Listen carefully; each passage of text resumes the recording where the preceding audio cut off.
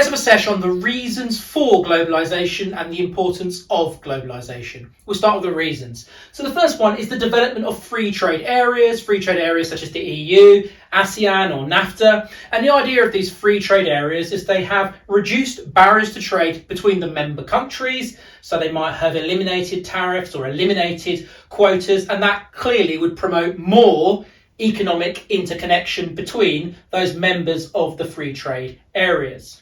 Additionally, this has been facilitated by the WTO, the World Trade Organization, who have looked to reduce barriers to trade as one of their key goals.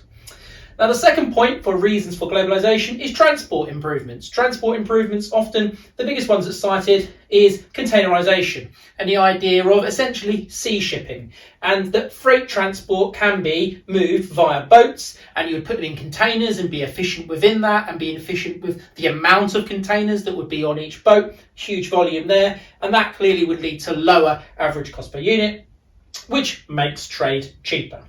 And the third reason for globalisation or greater globalisation is less capital barriers. And capital, we're talking about finance essentially here. That it's easier for firms to access finance as capital flows between countries have become more possible. And that means that global equity and debt markets would be more economically interconnected. So that's the reasons for greater globalisation. The importance of globalisation, well, firstly is the growth, the rise of multinational corporations.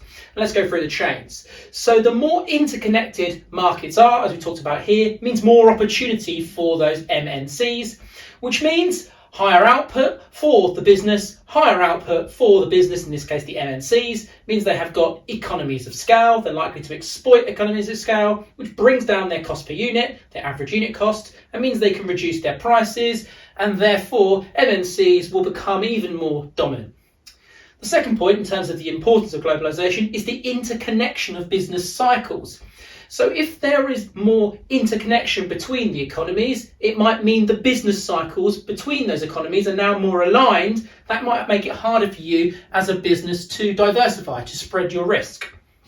The third and final point in terms of importance of globalisation is the growth and rise of brand. As we've seen the growth and rise of MNCs, brands have come hand in hand with that, and there's been more focus on brands and the need for more marketing budget to pursue those brand names of those MNCs in various economies around the world, which could mean that brand is now much more important than quality for these MNCs to ensure that economies that they enter, the consumers within those economies are aware of their existence. I hope that helps on globalisation. I'll see you at the next session.